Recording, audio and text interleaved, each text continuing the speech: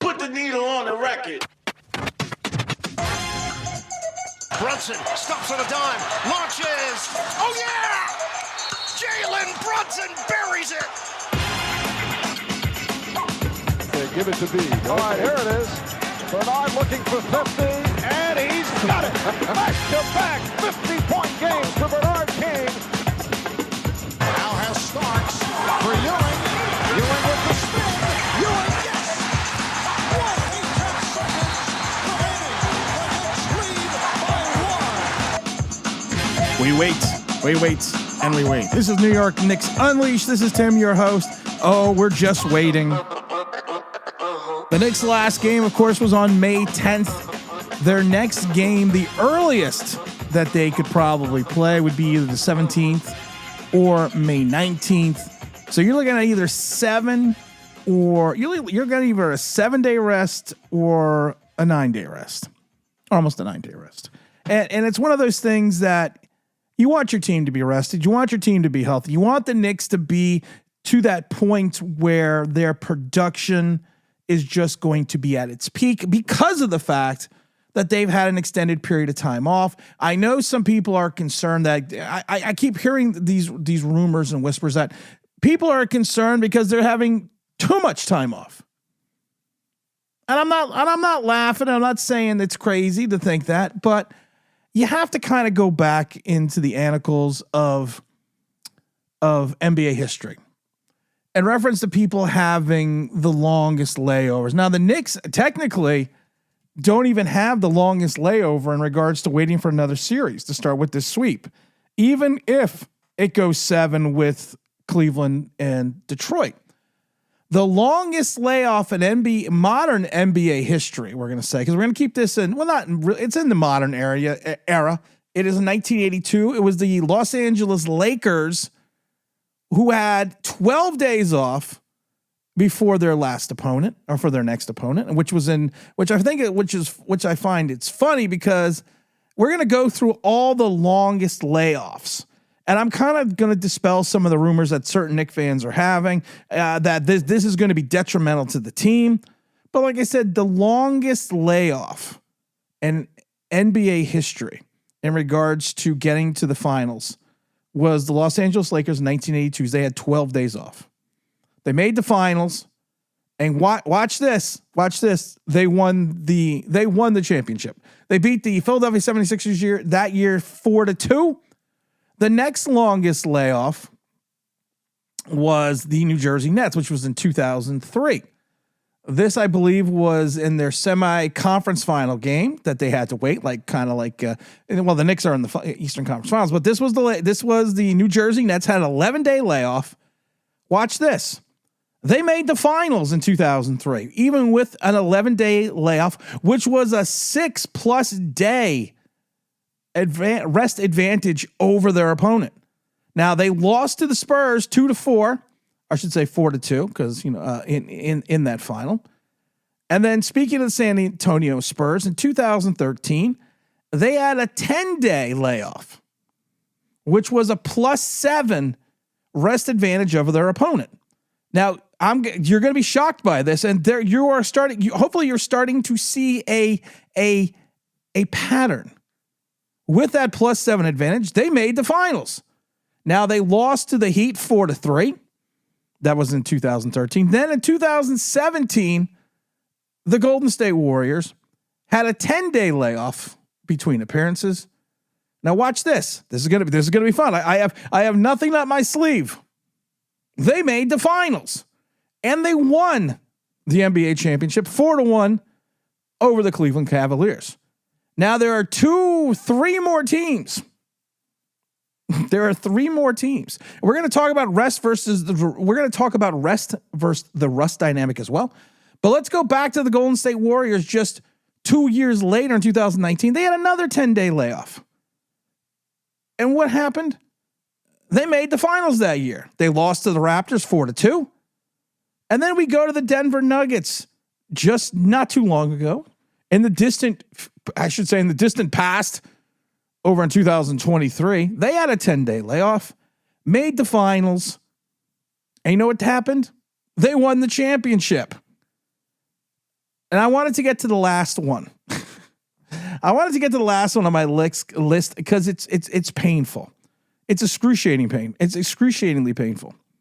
The San Antonio Spurs, in 1990 had a 9-day rest between series. They made the finals and they won the championship in 1990, 4-1 versus, I don't know, some team from New York.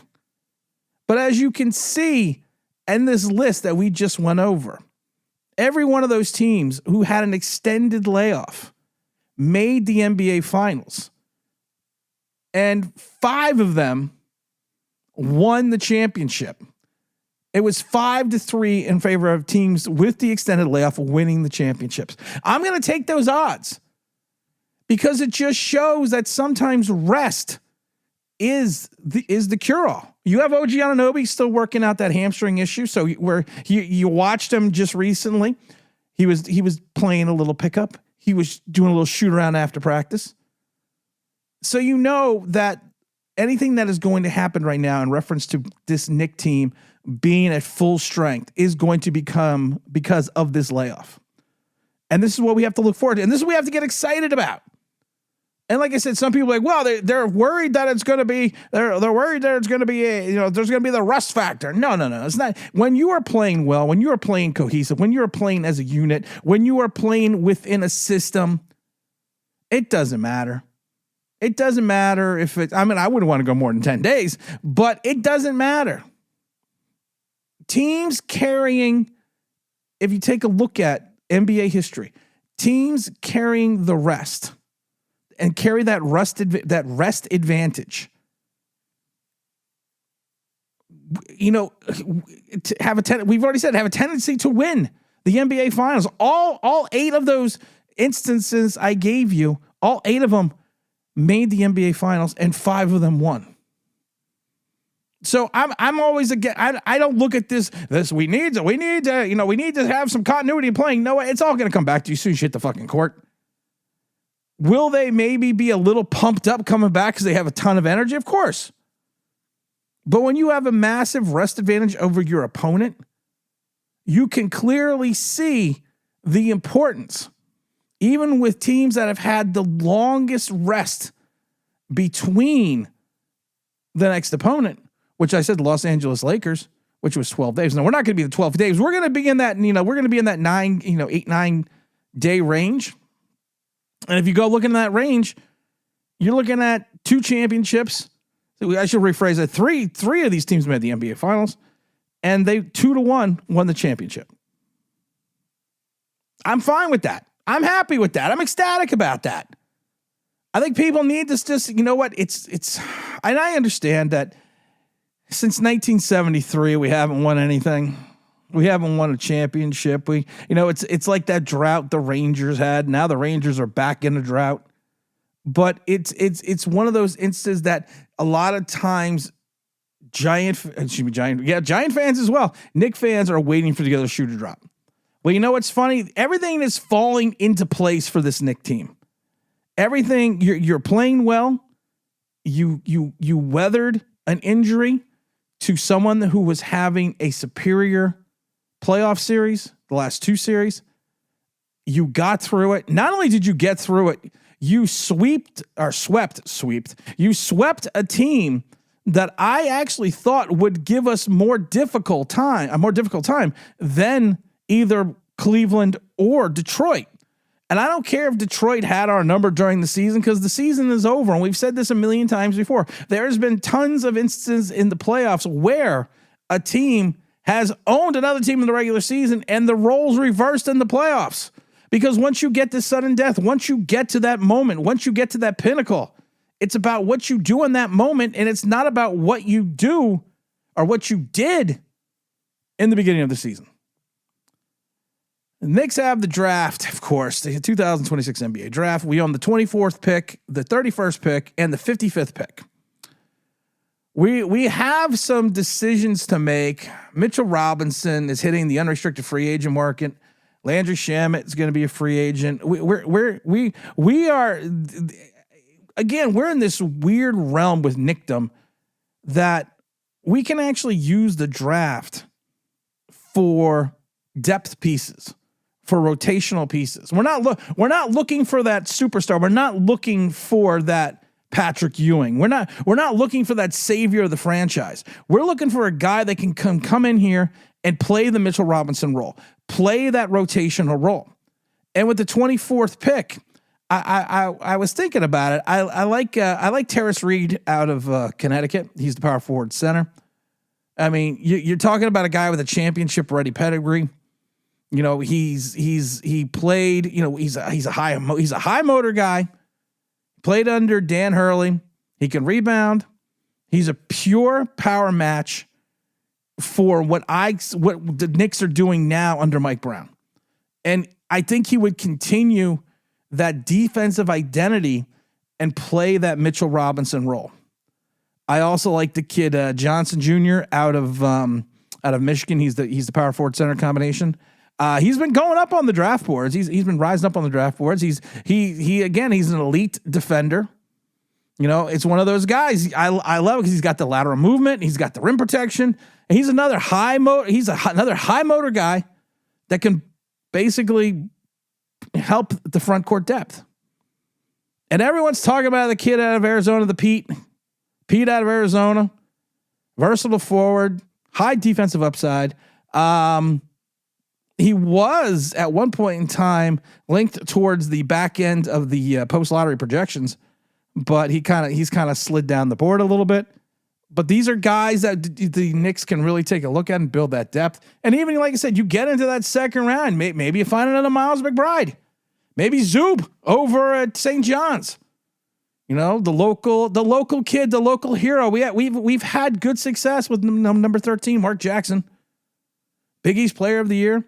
He worked out with the Knicks about a week ago. Averaged 16 points, 7.1 rebounds, 2 blocks. He's a rim protector. He's an explosive rim protector.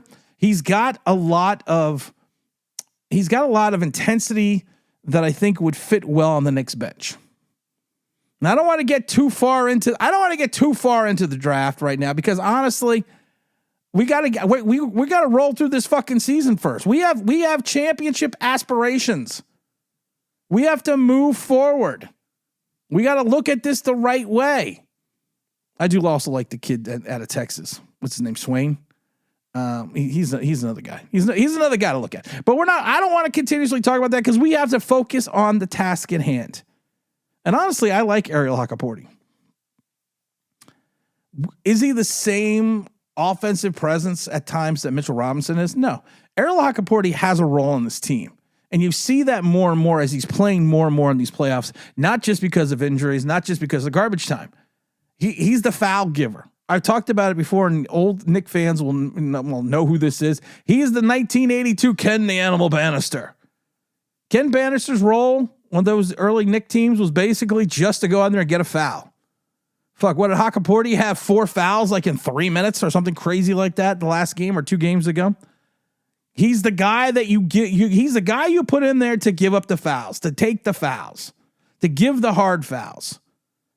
He doesn't have much of an offensive prowess, but he can play defense, he can rebound, he can block shots. He is another candidate to basically, if the Knicks have to move on from Mitchell Robinson, and there is some speculation that they're going to have to. But again, we're not going to talk about this. I don't want to talk about this. I want to talk about our next opponent in the Eastern Conference Finals. So hopefully the next pod that we have and the next pod that we drop is going to be who the Knicks are playing in the Eastern Conference Finals. This is Tim. This is New York Knicks Unleashed. And I'm out of here.